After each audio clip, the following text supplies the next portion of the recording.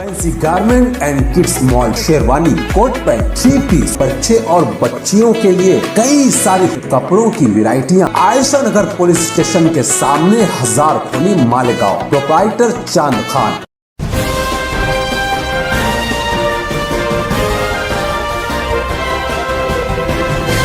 मानव समाचार, मानवता के हक में। आप देख रहे हैं मानव समाचार, और मानव समाचार के इस प्रोग्राम मेरा समाज मेरी जिम्मेदारी में मैं होस्ट इस्माइल वफा और मैं हूं महमूद अशरफ। हमारा प्रोग्राम मेरा समाज मेरी ज़िम्मेदारी एक अहम प्रोग्राम है जिसमें हम समाज के ऐसे अफराद को पेश कर रहे हैं जिन्होंने समाज में अदबी, इल्मी, तालीमी खिदमत अंजाम दी। आज के इस पहले एपिसोड में हमारे मेहमान हैं इमरान अमीन सर। इमरान अमीन सर की पैदाइश मालेगांव में हुई। उन्होंने तालीम भी इसी शहर में मुकम्मल की और तालीम के बाद बीएमसी मुंबई में रोज़गार से मुंसलिक हुए। इमरान अमीन सर रोज़गार से मुंसलिक होने से कबल भी जो है समाज से जुड़े हुए थे और रोज़गार से मुंसलिक होने के बाद भी समाज से जुड़े हुए हैं। उसकी मिसाल हम इस तरह से देख सकते हैं कि जब वो रोज़गार से जुड़े हुए नहीं थे तो उस वक्त उन्होंने अनएम्प्लॉयड टीचर्स एसोसिएशन का क़याम किया और अपने ही जैसे बेरोज़गार टीचर्स को एक साथ जोड़ करके रखा। जब वो बीएमसी में रोज़गार से मुंसलिक हुए उसके बाद से वो मुसलसल इल्मी, अदबी और तहकीकी कामों में मसरूफ़ हैं। सर का जो बड़ा काम जो माना जा रहा है और जो काफ़ी चर्चे में है वो ये कि उन्होंने बाल भारती की दरसी किताबों पर एतराज़ात किए हैं, उसकी मालूमात को उन्होंने चैलेंज किया है और 9वीं जमात की किताब में तकरीबन 150 गलतियाँ उन्होंने तलाश करके जो है उसको फेसबुक पर पेश किया। इस प्रोग्राम के पहले एपिसोड में इमरान सर आपका इस्तकबाल है। बहुत शुक्रिया भाई। सबसे पहले तो मैं ये गलतफहमी आपकी दूर करूंगा कि मैं कोई बड़ी शख्सियत हूँ। बहुत ही छोटा इंसान हूँ, लेकिन हमेशा ये कोशिश करता हूँ कि मैं कुछ बड़ा काम कर सकूँ। यहाँ पर जो सबसे पहले जो सवाल बनता है आपसे वो ये कि आपने जो तालीमी सफ़र मुकम्मल किया, जैसा कि मैंने नाजरीन को बताया कि आपने एजुकेशन जो है मालेगांव से मुकम्मल की, तो तालीमी सफ़र से पहले आपकी क्या कारकर्दगी थी? 12वीं पास करने के बाद बीए में एडमिशन लिया और 1 साल बीए करने के बाद मैं डीएड करने के लिए बम्बई गया। बम्बई से जब मैं डीएड करके आया तो ठीक उसी टाइम 1998 में 1998 में महाराष्ट्र गवर्नमेंट ज़ीरो बजट की वजह से सारी नौकरियों पर पाबंदी लगा दी। अच्छा। और काफ़ी लंबा अरसा गुजरा। तो उस ज़माने में हम लोग जो है तो चंद दोस्त बैठकर मशवरा किए कि हम लोग जो है कुछ करना चाहिए। तो मालेगांव के एक होटल पर हम लोग बैठते थे, वो हमारी ऑफिस थी। अच्छा। और वहाँ से हम लोगों ने बैठकर एक तहरीक शुरू की। हाँ, नहीं, चूँकि हम सब बेरोज़गार थे, जहाँ बैठते थे उसी को हम लोग अपना ऑफिस बना लिए। तो वहाँ से हम लोग अनएम्प्लॉयड टीचर्स एसोसिएशन इसकी जो है तो बुनियाद डाले। वहाँ से हम लोग जो तो एक तहरीक शुरू किए। ये तहरीक आगे जाके इतनी बड़ी हुई कि बाकायदा मालेगांव से उस वक्त के जो एमएलए थे शेख रशीद साहब, हमें 2001 में उस वक्त के CM chief minister Vilasrao Deshmukh साहब से मिलाने के लिए बम्बई लेकर गए। उस वक्त रामकृष्ण मोरे साहब वज़ीर तालीम थे, उनसे भी हमारी बातचीत हुई। उस वक्त कांग्रेस की हुकूमत थी और सोनिया गांधी और राष्ट्रवादी कांग्रेस के शरद पवार साहब, इन लोगों से भी हमारा जो तो रब्ता रहा। उन लोगों से भी हम लोगों ने खत किताबत की और जो बेरोज़गारी का जो लंबा एक अरसा चल रहा था, हम लोगों ने उसको ख़त्म करने के लिए गुजारिश की। उस वक्त जब भर्ती शुरू होना शुरू हुई तो अलग अलग मसाइल हमारे सामने आए। जैसे जलगांव में ज़िलाबंदी का आदेश निकल गया। अच्छा। कि भाई जो भी ज़िले वाले सिर्फ वो लोग यहाँ पर आ सकते हैं नौकरी के लिए। तो हम लोग वहाँ पर एक वफ़द की शक्ल में 12-13 लोगों का वह यूटा का जो वफ़द था वहाँ पर गया और कलेक्टर से बाकायदा हम लोगों ने बिलमुशाफा मुलाकात की। और मुलाकात करने के बाद हम लोगों ने उनसे जो तो ये रिक्वेस्ट की कि भाई आप इस तरीके से नहीं कर सकते। पूरा महाराष्ट्र हम लोगों का है, पूरे महाराष्ट्र का कोई भी शहरी कहीं पर भी जाके नौकरी कर सकता है। खिलाफ हो जाते हैं जी। उसके बाद हम लोग वहाँ पर जलगांव में जो ज़िला परिषद के जो ज़िम्मेदार थे हम लोग उन लोगों से भी मुलाकात किए। रमज़ान महीने का बहुत ही मुश्किल वक्त था। हमारा पूरा वफद जो तो रमज़ान महीने में सहरी खाकर बाय कार वहाँ पहुँचा था। और गर्मी तो खास जी, और ख़ास तौर से ये ख़ास बात वहाँ पर थी कि हम लोग मगरिब के टाइम में रोज़ा खुलने के वक्त ऑफिस के बाहर बैठ के पानी पी के रोज़ा खोले। तो बहुत तकलीफ़ उठाए, बहुत सारा हम लोग काम किए, बहुत स्ट्रगल किए। उस वक्त शिक्षण सेवक की जब भर्ती हो रही थी तो शिक्षण सेवक का पीरियड 5 साल था, ये लोगों को मालूम नहीं होगा। और तनख्वाह 2500 रुपया थी। हम लोगों ने उस पर भी एतराज़ किया तो पीरियड कम करके 3 साल किया गया और तनख्वाह बढ़ा के 3000 रुपया की गई। एक बहुत अहम चीज़ जो हमारी कौम से जो मतलब जो गफलत होती है, एम्प्लॉयमेंट एक्सचेंज। एम्प्लॉयमेंट एक्सचेंज में हर बेरोज़गार को अपना नाम लिखवाना चाहिए ताकि हुकूमत को मालूम हो कि आप बेरोज़गार हैं और आपको जो तो हुकूमत की ज़िम्मेदारी है कि किस तरीके से रोज़गार दे।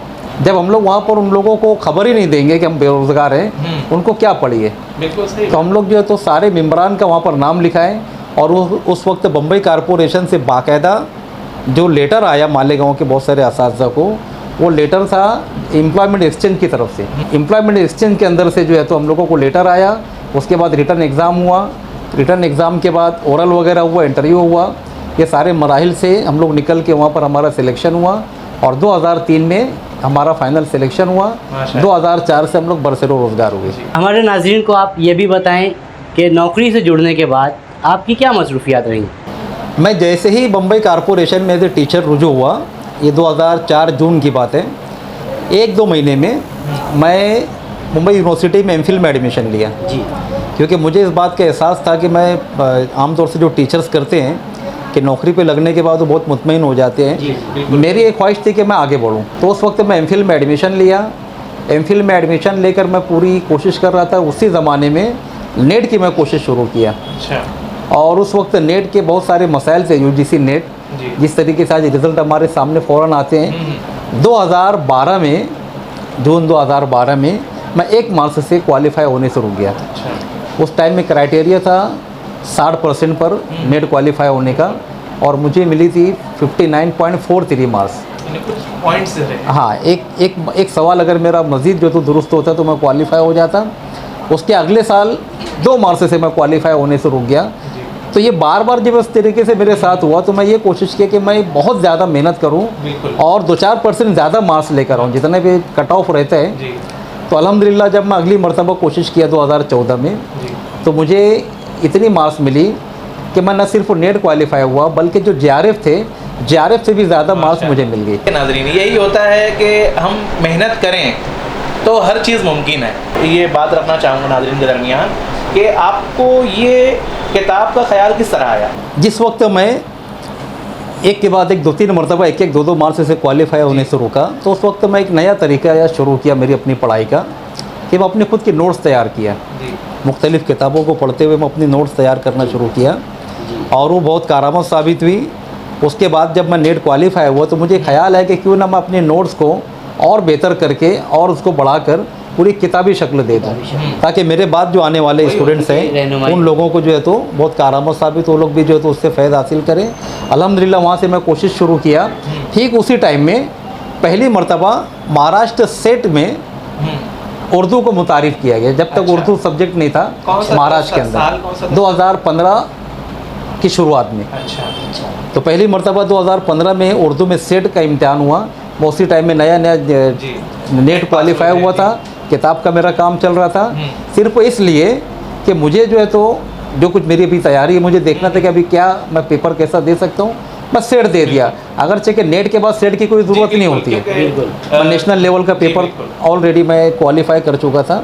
उसके बाद फिर मैं किताब मेरी जब तक का तैयार हो चुकी थी और फिर उसी वक्त 2015 में किताब मुकम्मल हुई और गालिबन 2016 में पहला एडिशन मेरा शाये हुआ। यानी ये जो है ना सिर्फ उर्दू के लिए बल्कि हमारे पूरे शहर के लिए एजाज़ की बात है। जैसे कि आपने UGC नेट के ताल्लुक़ से मालूमात दी, हम जानना चाहते हैं सर कि आपने किन किन शहरों में UGC नेट की क्लासेस ली और उसके क्या नताइज? उस टाइम में जब मैं नेट क्वालिफाई हुआ तो 2012 से, नेट क्वालिफाई होने से भी पहले से, चूँकि मेरा MPhil हो चुका था, 2012 में गालिबन, हाँ 2012 में मौलाना आज़ाद नेशनल उर्दू यूनिवर्सिटी की जो क्लासेस बम्बई में चलती थी, बांद्रा में नेशनल स्कूल में, वहाँ पर मैं बीए के लेक्चर लेता था। अच्छा। बाद में फिर मैं एमए के लेक्चर्स लेना शुरू किया। तो Online? मेरी नहीं डायरेक्ट स्कूल के अंदर जाकर लेक्चर लेता था। तो वहाँ पर मेरे जो स्टूडेंट्स थे, मैं उन लोगों को यूजीसी नेट की क्लास के लिए तैयार किया और उन बच्चों को फॉर्म वगैरह भराने के बाद वहीं पर उसी जगह पर 3 घंटे की मेरी यूजीसी नेट की क्लास चलती थी। उस वक्त 2.5 महीना वहाँ पर मेरी क्लास चली और अल्हम्दुलिल्लाह पहली कोशिश में मेरी एक स्टूडेंट नेट क्वालिफाई हुई, माशाल्लाह। जो आगे जाके JRF भी हुई। अच्छा। वाह। फिर उसी क्लास का मेरा एक स्टूडेंट वसीम अकील शाह, वो सेट क्वालिफाई हुआ। अफसाना नगार। हाँ, हमारे वसीम अकील शाह सेट क्वालिफाई हुए। अभी हाल ही में रमज़ान महीने से पहले बम्बई के अंदर अंजुमन इस्लाम की 2-3 स्कूलों में मेरे लेक्चर इतवार को चलते रहे, जो 5-6 घंटे पर मुश्तमिल होता था, जिसमें अकबर पीर भाई कॉलेज में और अहमद सेलार हाई स्कूल के अंदर 2-3 लेक्चर हुए।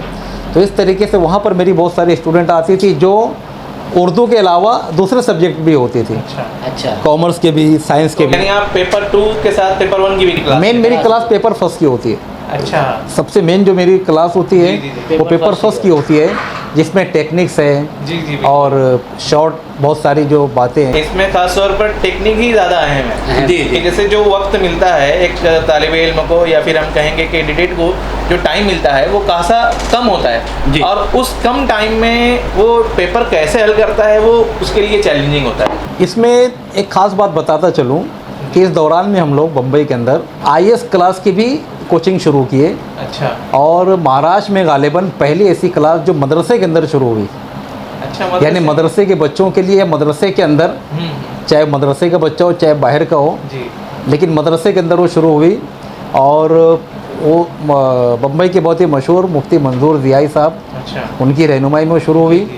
और उस वक्त NDTV पर उसका बड़ा अच्छा एक इंटरव्यू भी हमारा आया था। अच्छा। और फिर वही टीम जो है तो इल्म हुनर कॉन्फ्रेंस के लिए बेंगलोर में गई थी, जहाँ पर अज़हरुद्दीन के हाथों से मेरी किताब का इजरा हुआ था, 3रे एडिशन का। सर, जैसा कि हम जानते हैं कि आपने दरसी किताबों पर भी एतराज़ात किया, उसकी गलतियों की निशानदही की, इस पर रोशनी डालें। देखिए, दरसी किताबों का मामला ऐसा है कि मैं तो बहुत साल से जो है तो कोशिश कर रहा था कि मैं ये काम करूं। जिस वक्त हम लोग पढ़ाते हैं, और उसमें ख़ास बात ये है कि नज़र की बात होती है। कुछ लोगों के सामने गलतियां आ जाती हैं, कुछ लोग उसको बार बार देखते हैं लेकिन उन्हें समझ में नहीं आता है। तो सबसे अहम चीज़ होती है कि आपके पास वो चीज़ का इल्म हो कि ये यहाँ पर गलत लिखा है, दुरुस्त ये होना चाहिए। उसके बाद होता है आपकी नज़र, कि जो हमारे सामने हैं वो हम लोग बराबर उसको महसूस भी कर ले कि ये गलत लिखा हुआ है। वरना बहुत सारी गलत बातें हमारे सामने आती हैं, हम लोग उसको सरसरी तौर से पढ़कर आगे बढ़ जाते हैं। हमें खुद नहीं पता होता कभी-कभी हाँ, कि सही क्या है गलत क्या है। और तीसरी बात ये होती है कि हर कोई जो है तो बहुत सारे लोग ऐसे हो भी सकते हैं कि जिनके सामने सारी बातें आ रही हैं, लेकिन वो उसको सामने लाना ज़रूरी नहीं समझे, नज़रअंदाज कर दिए किसी भी वजह से। तो मैं ये कोशिश किया कि भाई जो कुछ भी मैं देख रहा हूँ, समझ रहा हूँ, उसको मैं लोगों के सामने लाऊं और उसकी इस्लाह मैं कर सकूं, ताकि जो गलती हो रही है वो गलती ना हो, और जो वहाँ पे काम करे वो लोग भी बहुत ध्यान दें। और उसके बाद जो गलती हो गई है, तब हमारे बच्चे जो पढ़ रहे हैं, जो हमारे असातिज़ा पढ़ा रहे हैं, उन लोगों के सामने सही आ जाए, ताकि अब मज़ीद जो है तो अभी 10 साल तक का वो किताब चलेगी, तो 10 साल तक का वो गलती दोहराई ना जाए, बल्कि लोग उसको अपनी किताबों में इस्लाह कर लें और नए सिरे से बच्चों को जो तो उसको दुरुस्त तौर से बता सकें। यहाँ पर एक बात ये है कि जैसे जब आपने एतराज़ किया, जब आपने गलती बताई, तो आपने उसको डायरेक्ट सोशल मीडिया पर अपलोड कर दिया, यानी आपने तहरीरी तौर पर बाल भारती को यानी तहरीरी तौर पर लिखा नहीं था क्या, या मकतूब की शक्ल में या किसी भी शक्ल में? इसमें देखिए बात क्या होती है, अगर मैं मकतूब की शक्ल में देता तो 2 बात हो सकती थी कि या तो वो लोग उसको एतराफ़ करते जी, और मुझे एक लेटर लिखते कि ठीक है आपने रहनुमाई की शुक्रिया वगैरह, और दूसरा ये होता कि वो लोग फिर अगले एडिशन में उसकी इस्लाह भी करते हैं। जी। सोशल मीडिया पे डालने की वजह यह है कि सोशल मीडिया हमारे ज़माने का सबसे अहम और वक्त की अहम ज़रूरत है। आज सबसे बेहतरीन टूल है जो सबके पास होता है, हर बच्चा, हर स्टूडेंट, हर पेरेंट, हर टीचर के सामने से गुजरता है। अगर मैं बाल भारती अदारे को लिखूं तो उसमें कोई बुराई नहीं, लेकिन उससे ज़्यादा देर उसका असर जो है तेज़ी के साथ जो हो जाए, मेरे ख्याल से सोशल मीडिया है। न सिर्फ वो फेसबुक बल्कि व्हाट्सएप के ग्रुपों पर मेरे बहुत सारे असातिज़ा को और बाल भारती से जुड़े हुए लोग भी जो थे, जो मौजूदा टीम थी और जो उससे पहले की जो टीम थी, जो जिम्मेदारान थे, मैं वहाँ तक भी भेजता था और बाकायदा जो पहले के जिम्मेदारान थे वो लोग भी उसको देखकर मेरी सराहना करते थे। और इसमें ख़ास बात मैं ये बताता चलूँ कि मैं उन लोगों की इंसल्ट भी नहीं करना चाहता हूँ। वो लोग जितनी भी ईमानदारी से काम करें वो ज़रूरी था, और इतनी ईमानदारी से और इतने अच्छे लोगों को वहाँ पहुँचने के बाद भी गलती होने के इम्कान बिल्कुल अपनी जगह दुरुस्त है। यानी इसमें सबसे ख़ास बात ये है कि जब हम इस तरीके से काम करते हैं तो ज़रूरी नहीं कि बहुत ही बारीक बीनी से काम करें। यानी ये बहुत डीप स्टडी के बाद, बहुत ज़्यादा डीप स्टडी के बाद ये काम करने वाला काम है। और बाल भारती में जब कोई चीज़ जब उनके सामने आती है किसी किताब में लिखा हुआ, तो वहाँ से एक इक्तिबास उठाकर किताब में डाल देते हैं। अब वो इक्तिसाब ऑलरेडी कितना दुरुस्त है, ये जो है तो हाँ, और ये हर एक के बस की बात भी नहीं है। उसकी तहकीक करना, उसको समझना, और ख़ास तौर से वहाँ का जो फॉर्मेट है, जो तरीक़ाकार होता है कि 3 दिन के लिए बाल भारती में लोग जमा होते हैं, उनके सामने मवाद आता है, उसको देखते हैं, पढ़ते हैं, गौर व खोज करते हैं और उसको फाइनल करके चले जाते हैं। दरसी किताब का जो मसला है, जो एतराज़ात हैं आपके या जो गलतियों की आपने निशानदेही की है, और आपने बड़े यानी जो है कुशादा दिली के साथ आपने इस बात का एतराफ़ किया कि ये जो है ये गलती के इम्कानात हैं, और जाहिर सी बात है हो सकते हैं, लेकिन जो उसकी वजह है, वजह भी आपने बता दी कि वजह ये है कि उनके पास मुद्दत कम होती है, वक्त कम होता है। लेकिन अब इसका हल भी आप सुझाव दें तो बेहतर हो जाएगा। मेरे ख्याल से उन लोगों को इतना बड़ा दिल रखना चाहिए कि अगर मेरे जैसे कोई भी, न सिर्फ मैं, मेरे जैसा कोई भी अगर इस तरीके से निशानदेही करता है तो फ़ौरन उनको उस पर गौर करना चाहिए, उसको कबूल करना चाहिए। और बल्कि तो ये कबूल किया, बल्कि ये माहौल बनाना चाहिए कि लोग इस तरीके से निशानदेही करें, इसमें कोई बुराई नहीं है। मेरी किताब जब मंजर आम पर आई, मैं तो चाहता हूँ कि लोग उसमें गलतियाँ बताएं। मैं न सिर्फ उनका शुक्रिया अदा करूँगा, बल्कि अगर कोई ये कहे कि भाई मैं एक गलती बताने का 10 रुपया लूँगा, तो मैं उसको वो भी देने को तैयार हूँ कि मेरी किताब बेहतर होते जा रही है। मेरी किताब जितनी दुरुस्त होगी उतना ज़्यादा मेरे लिए इत्मीनान की बात होगी, लोगों के लिए फ़ायदा साबित होगी। अगर मेरी किताब गलत है तो वो मेरी इंसल्ट है, बराबर। और उसको किसी भी तरीके से, चाहे आप लोग ये तो फेसबुक पर बताएं कि भाई आपकी ये किताब में ऐसी गलती है, चाहे मुझको व्हाट्सएप पर करें या ग्रुप पर करें या मुझे फ़ोन करें या मुझे लेटर लिखे, कोई भी तरीके से, ये मेरे लिए बहुत खुशी की बात होगी कि मेरी किताब में कोई गलती निकाल रहे हैं।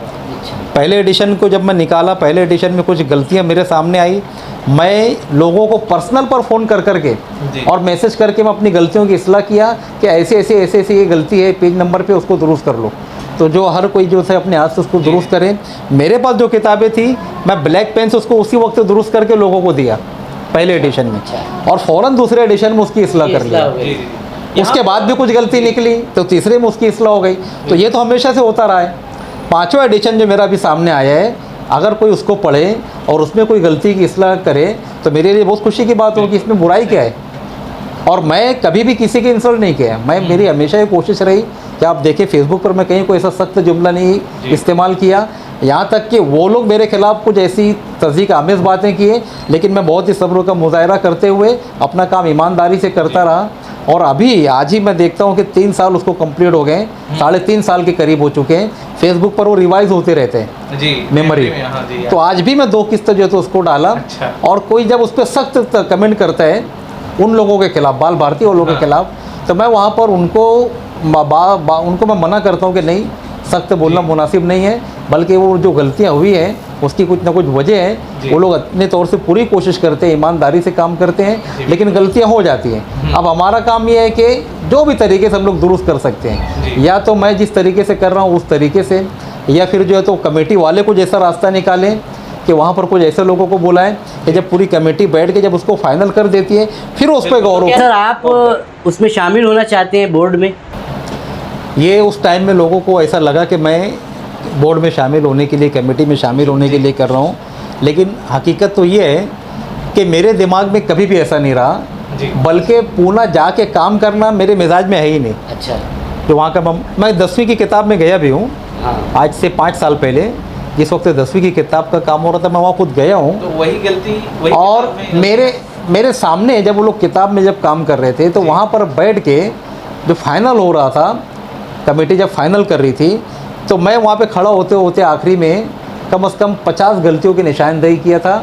और उसने किए थे बहुत सारे, एक आधी छोड़कर वहाँ पे पूरी गलतियों को उन्होंने माना था। और बहुत अच्छा मैं वहाँ पे मेरा परफॉर्मेंस था।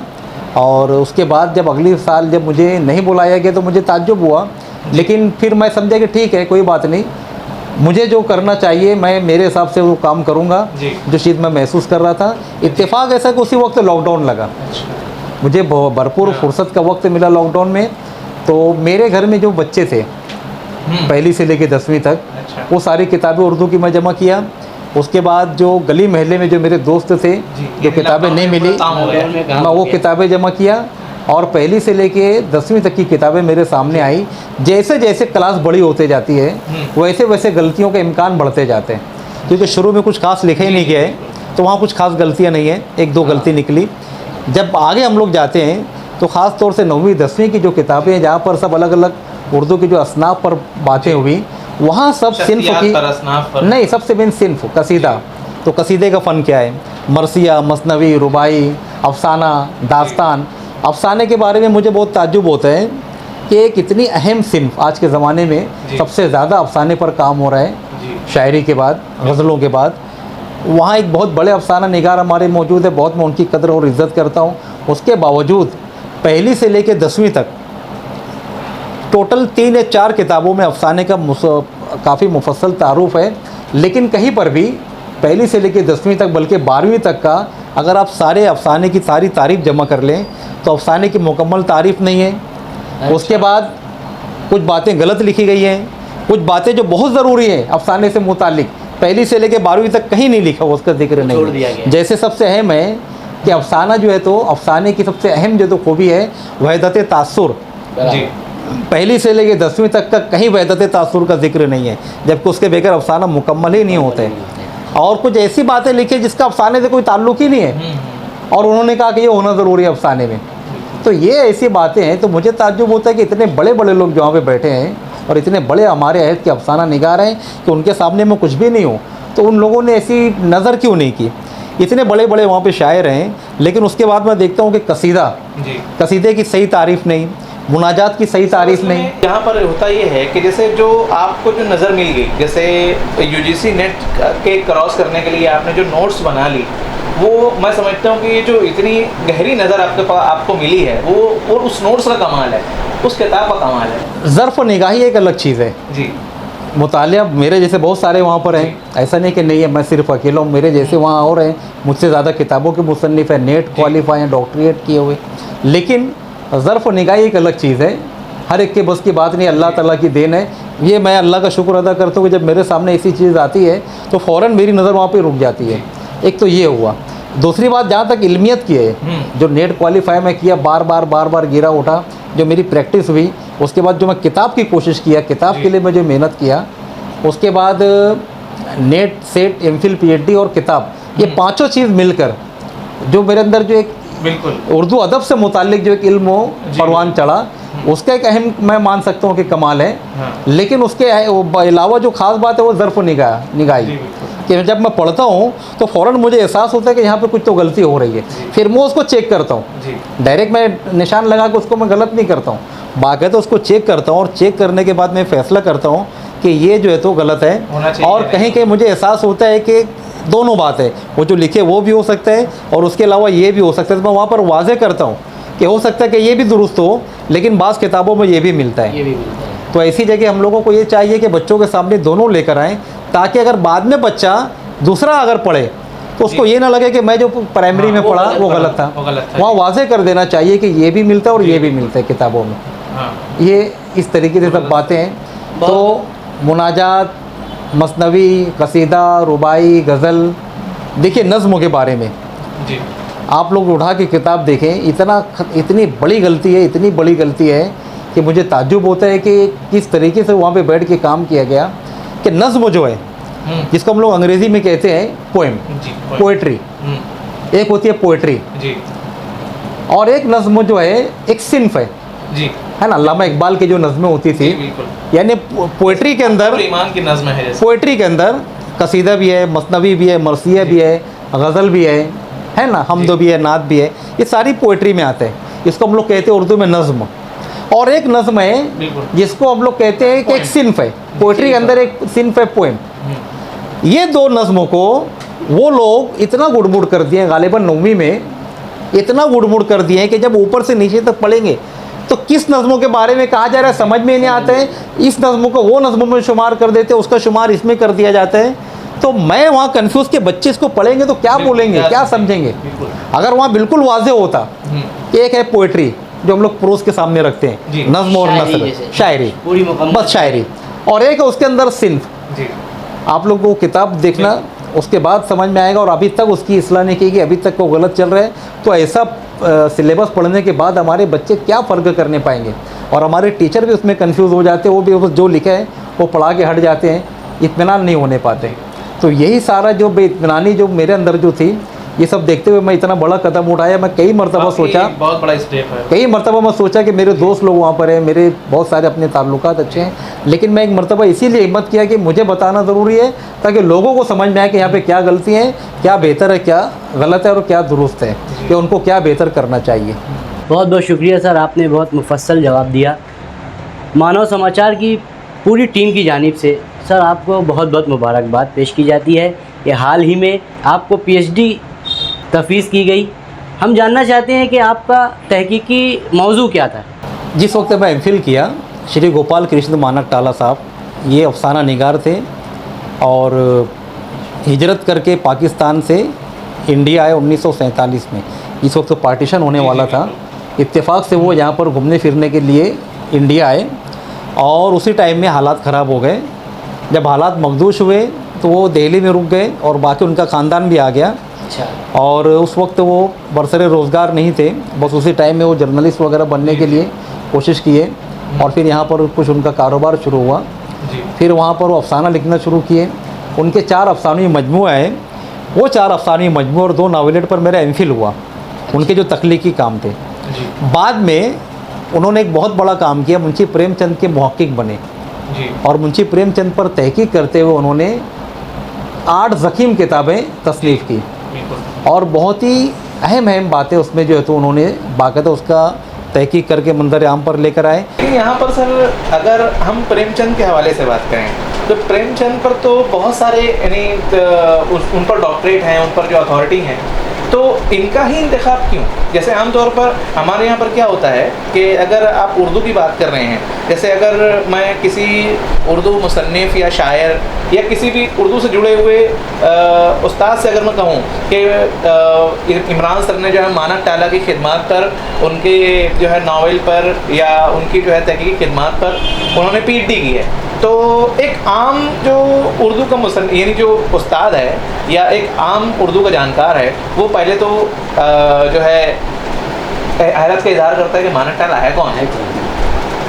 तो जैसे एकदम यानी हालांकि एक इल्म वाले शख्स के लिए जो कि इल्म अदब से वाबस्ता है और ख़ासतौर पर प्रेमचंद से वाबस्ता है या प्रेमचंद से वाकिफ़ है, अगर थोड़ा सा भी प्रेमचंद से वाकिफ़ है तो वो मानक टाला से वाकिफ़ होगा।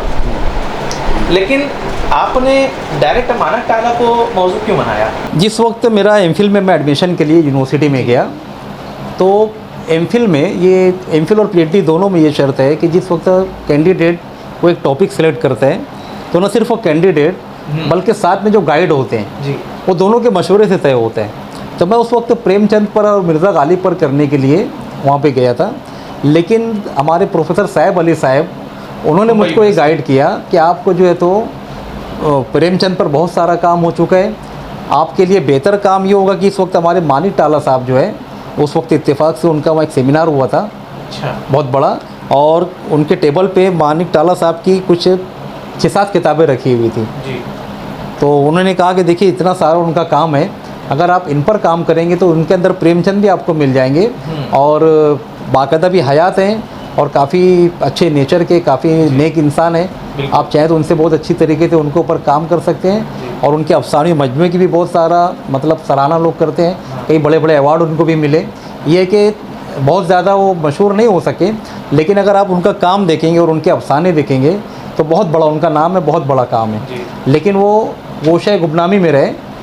जिस वक्त मैं MPhil किया उस वक्त मैं इरादा ज़ाहिर किया उनके ऊपर कि मैं आप पर PhD भी करूँगा। तो उन्होंने मुझको PhD करने के लिए उनकी सारी किताबें उठाकर उस वक्त दे दी। लेकिन एक मजबूरी ये थी कि जो ज़िंदा होते उन पर मुंबई यूनिवर्सिटी में PhD होना मुमकिन नहीं होता है। उनका काम कंप्लीट होता है उनकी मौत के बाद। तो यूनिवर्सिटी ने मुझको जो तो ये कहा कि भाई जिस वक्त उनका काम कंप्लीट हो जाएगा, उनका इंतकाल हो जाएगा, तब आप कर सकते हैं। तो मैं जब उनका इंतकाल हुआ फिर अपना थीसिस अपना सिनॉप्सिस जमा किया और मानिक टाला साहब पर जो तो मेरा 1-2 कोशिश के बाद मेरा सिनॉप्सिस जो तो बाकायदा मंजूर हुआ मुंबई यूनिवर्सिटी से। और 2015 में बाकायदा मैं यूनिवर्सिटी में एडमिशन लेके मानक टाला हयात और तहकीकी खिदमात इस पर मेरा काम शुरू किया। मेजर अफसर फारूकी साहिबा ये मेरी गाइड थी और अल्हम्दुलिल्लाह बहुत अच्छी मेरी गाइड साबित हुई। इन्होंने बहुत मेरी रहनुमाई की, बहुत मदद की है। सर, तहकीकी और तनकीदी काम तो हमारे सामने है। आप हमारे नाज़रीन को इस इल्म से भी आगाह कर दें कि आपका हाल में अदबी तख्लीकी सरगर्मी आपकी क्या है? हाल में तो नहीं, सन 2001 से मैं अफसाने भी लिख रहा हूँ। अच्छा। ये है कि मेरी बहुत सारी मसरूफियात की वजह से मैं बहुत ज़्यादा उसमें वक्त नहीं दे सका, लेकिन 2001 में मेरा पहला अफसाना एड्स का मरीज़ मंजर आम पे आया था। अफसाना? हाँ, जिसमें बाकायदा मुझको जो है तो उस वक्त एक कंपटीशन हुआ था, तो सर्टिफिकेट वगैरह से भी नवाजा गया था। अंजुमन मुहिबान अदब, अच्छा, ताहिर भाई और हारून अख्तर वगैरह जो है तो उन लोगों ने प्रोग्राम किया था। उसके बाद वक्तन फ़ौक्तन मैं लिखता रहा। फिर बाद में जब कलमदान, हमारा मालेगांव में कलमदान जब व्हाट्सअप ग्रुप, अदबी ग्रुप बना, तो उसमें मेरा 2-3 बहुत अच्छा अफसाना जो लोग बहुत पसंद किए। एक था मेमारे कौम, अच्छा, जो क्लासरूम के माहौल को मैं जो तो बहुत अच्छे ढंग से पेश किया था। उसके बाद शायर, अच्छा, एक गैरतमंद और खुददार शायर, और आजकल जो हालात जो चल रहे स्टेज पर जो कुछ होता है ड्रामा, उसको उसमें मैं पेश किया था शायर के अंदर। और इत्तेफाक से वो शायर जो आप समझ सकते हैं कि मालेगांव के मशहूर शायर मुश्ताक अहमद मुश्ताक जी, उनको मैं पेश करने की कोशिश किया था, अशफाक अहमद अशफाक के नाम से। अच्छा। और अभी जो है तो मेरे दिमाग में कई अफसाने जो है तो उसका प्लॉट मेरे दिमाग में है। एक है किसान की खुदकुशी, अच्छा, एक था मस्जिद के माहौल में, अच्छा, मस्जिद के जो इमाम साहब होते हैं उनसे मुतालिक मैं एक अफसाना बस अभी कंप्लीट करना है। तो कई अहम अफसाने जो तो मंजर आम पे आने वाले हैं। यानी तहकीक और तनकीद के साथ तख्लीकी काम जी, तख्लीकी काम भी मेरा चल रहा है। अब जो तो मैं उसमें थोड़ा ध्यान दूंगा। अब इसमें जब हम ये तमाम चीज़ें जान रहे हैं तो अब मैं ये समझना चाहूँगा कि आइंदा के आपके अज़ाइम क्या हैं। जैसे ये काम तो चल ही रहा है, लेकिन कुछ अज़्म भी होगा आपका यकीनन, तो क्या है नाज़रीन को बता दें तो। जैसे शुरू से जब मैं नेट क्वालिफाई हुआ तो मैं कोशिश कर रहा हूँ कि मेरे बच्चे नेट भी क्वालिफाई हों और सेट क्वालिफाई हों। नेट अभी हम लोग यहाँ पे डीएड करते हैं, बीएड करते हैं और उसके बाद लोग बेरोज़गार हो जाते हैं जी। हमारी कौम में तालीम की कमी तो है ही, कोई अच्छा रोज़गार भी लोगों को मिलना मुश्किल होता है। तो मेरी ये कोशिश है कि ये एक ऐसी फील्ड है कि अगर हमारे बच्चे सही प्लानिंग के साथ, जिस तरीके से डीएड 2 साल में करते हैं, अभी और 3-4 साल होने वाले हैं, बीएड 2-3 साल में होने वाले हैं। अगर हमारे बच्चे मेहनत करें तो मैं ये गारंटी ले सकता हूँ कि बच्चे 2 साल में नेट क्वालिफाई हो सकते हैं। बिल्कुल। जबकि बहुत ही मुश्किल पेपर है जिसमें 100 में 2 लोगों को क्वालिफाई किया जाता है, लेकिन एक ऐसा ये कहना चाहिए कि पेपर होता है कि जिसको क्वालिफाई करने के बाद आप पूरे इंडिया में किसी भी यूनिवर्सिटी में, किसी भी कॉलेज में, किसी भी अदारे में एज असिस्टेंट प्रोफेसर आप नौकरी पा सकते हैं, जिसमें ना कोई शिक्षण सेवक होता है, न जिसमें कोई आपको जो है तो डोनेशन देना होगा। गवर्नमेंट के जो कॉलेजेस होते हैं, जो गवर्नमेंट के अदारे होते हैं, मुफ्त में इतनी बड़ी नौकरी आपको मिलती है, इन्हें जिसकी सैलरी अगर हम लोग बात करें तो आज कम से कम 1-आधी लाख से शुरुआत होती है। तो ऐसी बेहतरीन एक पोस्ट के लिए हमारे बच्चे अगर आप कोशिश करें तो ये मेरा एक है। अल्हम्दुलिल्लाह अब तक का मेरे स्टूडेंट जो है 5-6 स्टूडेंट है जो नेट भी क्वालिफाई हुए, जेट हुए, JRF हुए, सेट हुए। तो मैं चाहूँगा कि इसको और बेहतर तौर से कर सकूँ। इसके अलावा हम लोगों की कोशिश है, अभी मालेगांव में भी हम लोग कुछ अदारे वाले हम लोग बात की है, मालेगांव के अंदर भी इसका लाइब्रेरी जो है, इसके ज़िम्मेदारों से हमारी बात हुई है कि यहाँ पर हम लोग कुछ इस तरीके से, जैसे IAS की जो क्लासेस होती है गांव वालों के लिए हम लोग क्या कर सकते हैं, ये भी। और जिस तरीके से मैं आप लोग को बताया कि बम्बई में मदरसे के अंदर कोचिंग क्लास का हम लोग शुरू किए थे। तो मैं अभी तक का बहुत अच्छे ढंग से नहीं शुरू हो सका, लेकिन हमारे प्लानिंग में ये सब है। और इस तरीके से रोज़गार के लिए हम लोग और क्या बेहतर से बेहतर कर सकते हैं, अच्छी तालीम के लिए क्या कर सकते हैं। स्कूलों का जो निज़ाम है, यानी मुझे ताज्जुब होता है कि जब मैं स्कूलों में जाता हूँ, DMC में मैं रह के 7 साल मैं कुछ एक ऐसी मुझे पोस्ट मिली थी, आर्जी पोस्ट कमिश्नर के ज़रिए, कि हम लोग अलग अलग स्कूलों में जाते थे जी।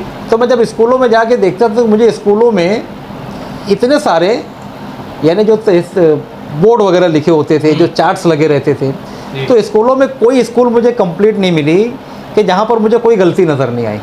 चार्ट्स के अंदर गलतियाँ, अच्छा।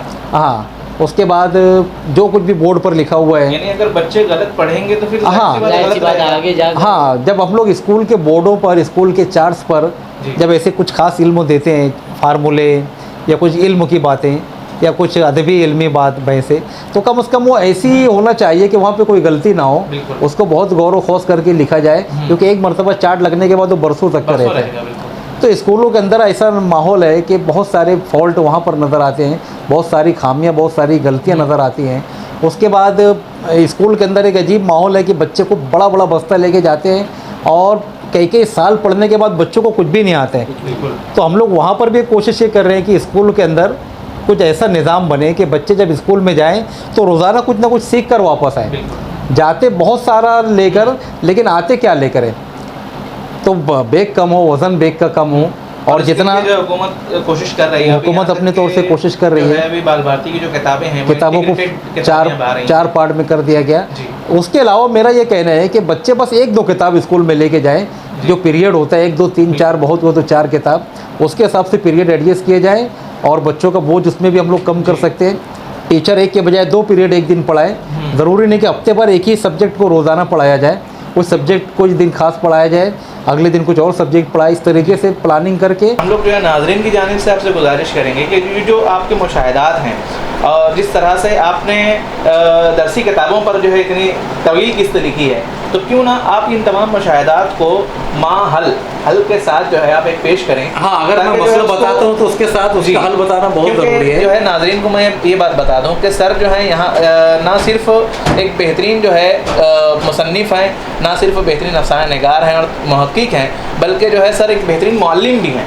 क्योंकि जैसे आमतौर पर क्या होता है कि अगर कोई फ़र्द है, अगर कोई शख्स बेहतरीन मुसन्निफ़ है, तो अगर उसकी आप निजी ज़िंदगी देखेंगे तो वो आपको नाकाम जो है बाप नज़र आएगा। अगर आप उसको जो है उसकी पेशा वाराना ज़िंदगी देखेंगे तो वो शख्स आपको एक नाकाम मुअल्लिम भी नज़र आएगा। लेकिन इस सिलसिले में अगर हम इमरान अमीन सर को देखेंगे तो आपको ये नज़र आएगा कि ना सिर्फ वो एक बेहतरीन नक्काद हैं और ना सिर्फ एक बेहतरीन मुहक्किक हैं, बल्कि सर ने जो है एक बेहतरीन मुअल्लिमी का फ़रीज़ा भी बेहतरीन तरीके से, एहसन तरीके से अंजाम दिया है। और उसको ना सिर्फ उन्होंने बेहतरीन तरीके से अंजाम दिया है, बल्कि हुकूमत ने भी उस बात को समझा है और उनको जो है मेयर अवार्ड भी इन्हें तफवीज़ किया गया है। तो इस सिलसिले में आपसे गुजारिश रहेगी सर कि आप जो है इन तमाम मुशाहिदात को समझ करके एक जो है एक किताबी शक्ल उसको दें, या अगर किताबी शक्ल ना सही उसको जो है एक जो है किस शक्ल में आप उसको लिखें। मैं इस ताल्लुक़ से अभी मैं गौर कर रहा हूँ कि मैं क्या करना चाहिए। जी। बहुत सारे अदारे वाले डायरेक्ट भी मुझसे राब्ते में हैं और बाद स्कूलों में मैं खुद जाकर उन लोगों से बात करता हूँ, और अखबार भी जो एक बेहतरीन मीडिया है उस तरीके से भी, या फिर सोशल मीडिया के ज़रिए, या फिर जो है तो गौर करेंगे क्या कर सकते हैं। लेकिन मेरे जहन में सारी प्लानिंग है, ये सब कुछ जो है तो काम करना है, स्कूल के निज़ाम को बेहतर से बेहतर करना। उसके बाद बाल भारती की जो किताबें, दरसी किताबें, उसको गलतियों से पाक करना। उसके बाद हमारे बच्चों को तालीम की जानिब रागिब करना। हम लोग देखते हैं कि हमारी कौम जो है अभी इतनी ज़्यादा पसमानदा हो गई है कि जो बैकवर्ड जो क्लास के जो लोग थे, आदिवासियों से भी पीछे हम लोग हो गए। तो कौन इनके लिए कोशिश करेगा? इनके लिए अगर हम लोग कोशिश नहीं करें, इन्हें हम लोग बहुत कुछ पढ़ लिख लिए, लेकिन हम लोग अपनी कौम के लिए अगर कुछ नहीं कर रहे तो कोई काम का नहीं। मैं अगर इतना कुछ करने के बाद अपनी कौम के लिए कुछ नहीं कर रहा हूँ, उनकी तालीम की फ़िक्र नहीं कर रहा हूँ, तो मैं कोई काम की मेरी तालीम नहीं, ये सब रद्दी है। ये जज्बा ज़बरदस्त है कि इसी जज्बे के साथ अगर हमारे समाज का हर तालीम याफ्ता शख्स इसी तरह से मेहनत करे, और सर जिस अज़्म के साथ काम कर रहे हैं कि जैसे अगर एक तरफ उनको अगर डिग्री मिल गई, जैसे अगर हम सर की बात करें तो इन्होंने सेट भी पास किया है, नेट भी पास किया है, एमफिल भी हैं, पीएचडी भी हैं। और मैं समझता हूँ कि महाराष्ट्र में उर्दू मज़मून के अगर हवाले से अगर हम बात करें तो मेरे इल्म के मुताबिक जो है सर वही शख्सियत हैं, मैं समझता हूँ सर आप वही शख्सियत हैं कि जो है इन चारों ये जो है एग्ज़ाम उन्होंने यानी इन चारों चीज़ों के साथ उनको ये है एजाज़ हासिल है। क्योंकि आमतौर पर होता ये है कि जो नेट पास है उसको सेट की ज़रूरत नहीं है, बस PhD है उसको MPhil की ज़रूरत नहीं है। सर ने जो है सेट भी किया है, नेट भी किया है, MPhil भी है, PhD भी, और ना सिर्फ ये कि तालीमी हिसाब से वो मेहनत कर रहे हैं बल्कि वो समाज को कुछ देने की कोशिश कर रहे हैं। मेरा समाज मेरी ज़िम्मेदारी अदबी तख्लीक़ात पर आप अदबी हलकों को क्या मशवरा देना चाहेंगे? अभी पीछे जो है मेरा इस्तक़बालिया प्रोग्राम था मालेगांव के अंजुमन मुहिब्बान अदब के प्रोग्राम में, तो मैं वहाँ पर कुछ बात पेश किया था कि भाई अगर जो यहाँ पर जो मालेगांव में अदबी अंजुमनें जो काम कर रही हैं बहुत अच्छा काम हो रहा है, अगर उसमें कुछ तब्दीली करने की गुंजाइश हो, कुछ उसमें तजर्बा किया जाए नया तो उसका और भी अच्छा रिज़ल्ट आएगा। जैसे यहाँ पर अफ़साना पढ़ा जाता है तो अफ़साने पर कोई मौजू दे दिया जाए, या फिर जो लोग यहाँ मौजूद नहीं हैं उन लोगों के अफ़साने को मंगाएं और कोई और उसको पढ़ ले, या फिर जो है तो कोई ख़ास जो है तो लेक्चर रखा जाए किसी प्रोफेसर को बुलाकर। अफ़साना क्या है, हम लोग कभी कभी देखते हैं कि 3-4 अफ़साने पढ़े जाते हैं तो उसमें 1-2 अफ़साना ही नहीं होता है और उसको अफ़साना समझकर पढ़ा जाता है। तो ये भी बहुत ज़्यादा ज़रूरी है कि जो यहाँ अफ़साना पढ़ा जा रहा है बाकायदा वो अफ़साना हो। तो अफ़साना क्या होता है, ये कोई प्रोफेसर या कोई अच्छा अफ़साना निगार, हिंदुस्तान का जो मशहूर अफ़साना निगार है उसको बुलाएं, उनका लेक्चर रखा जाए। कभी कभी ये भी किया जाए तो इस तरीके से उसके अंदर कुछ तब्दीली की जाए। मालेगांव में ATT हाई स्कूल के अंदर बहुत दिनों से तकरीबन 20 साल से तकरीबन वहाँ पर जो तो अफ़सानी नशिस्त हो रही है, बहुत अच्छी कोशिश है, उसको लोग और बेहतर कर सकते हैं। अंजुमन मुहिब्बान अदब जो है बहुत अच्छी कोशिश हो रही है, 25 साल से रजिस्टर भी हो गई मैं देख रहा हूँ। हाँ, और सिटी कॉलेज में उनको एक बहुत अच्छा प्लेटफॉर्म मिल गया है। हमारे प्रोफेसर मुबीन नज़ीर साहब जो हैं वहाँ के असिस्टेंट प्रोफेसर हैं, उनकी वजह से जो है तो बहुत अच्छा जो है तो उनको एक प्लेटफॉर्म मिल गया है। तो अगर वो लोग चाहें तो वहाँ पर ये कर सकते हैं कि बाकायदा एक ऐसा काम करें कि मालेगांव की जो अदबी अंजुमनें हैं इनका जिस तरीके से हम लोग पढ़ते आए हैं अदब में कि जदीदियत, उससे पहले जो तो उससे पहले जो है तो तरक्की पसंद तहरीक और जितने भी सब अलग अलग हाँ ये सब जो रुझानात है और तहरीकें जो आई हैं, तो हो सकता है कि मालेगांव का एक शुमार हो जाए उन तहरीकों में कि मालेगांव से जो एक बड़ी तब्दीली आई, मालेगांव से एक बड़ा काम हुआ। यहाँ पर अहमद नईम जैसे अफसाना निगार हैं, यहाँ पर सादिक असद जैसे हैं, फरहान दिल जैसे अफसाना निगार हैं और इमरान जमील जैसे जो तो अफसाना निगार हैं। बहुत अच्छे अच्छे अफसाना निगार हैं। अफजाल अंसारी हमारे बहुत अच्छे अफसाना निगार, बहुत अच्छे मुबस्सिर, तो एक से एक है, कोई कमी नहीं है।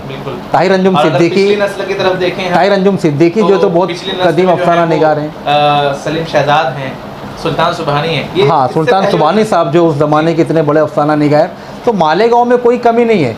आज जो माहौल है, आज हमारे पास इतने अफसाना निगार हैं कि मैं समझता हूँ कि शायद ही पूरे इंडिया में कोई इतने होंगे जितने अच्छे तबसरे यहाँ से होते हैं। अभी मैं देखता था कि अफसाने का ग्रुप था, वहाँ पूरे इंडिया के अफसाना निगार थे। वो ग्रुप के अंदर हमारे गांव के शहरोज़ खावर, उनका तबसरा जिस वक्त की मैं बात कर रहा हूँ गुज़िश्ता साल, पूरे इंडिया में सबसे बेहतरीन तबसरा होता था शहरोज़ खावर का। अच्छा। मैं इस बात को नोट करता था जी। उसमें हमारे अफजाल सर और इमरान जमील सर वगैरह भी बहुत अच्छा तबसरा करते थे।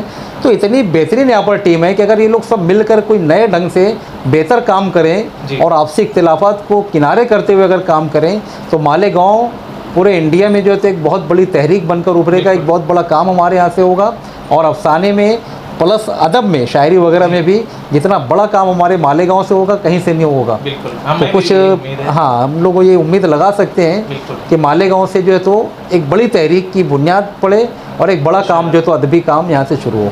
तो यही वजह थी कि हमने जो है आज के इस पहले एपिसोड के लिए सर का जो है इंतखाब किया था और आपने ये पूरा जो है एपिसोड देखा और मुझे यकीन है, ना सिर्फ मुझे बल्कि हमें यकीन है, होस्ट जो है महमूद अशरफ साहब भी मेरी इस बात से सहमत होंगे कि हम जो है जो पहला हमने एपिसोड पेश किया है वो यकीनन आपके हिसाब से भी, नाजरीन के मुताबिक भी एक कामयाब एपिसोड है। सर, आप इस एपिसोड के लिए ख़ास तौर पर मुंबई से मालेगांव तशरीफ़ लाए, उसके लिए आपका बेहद शुक्रिया।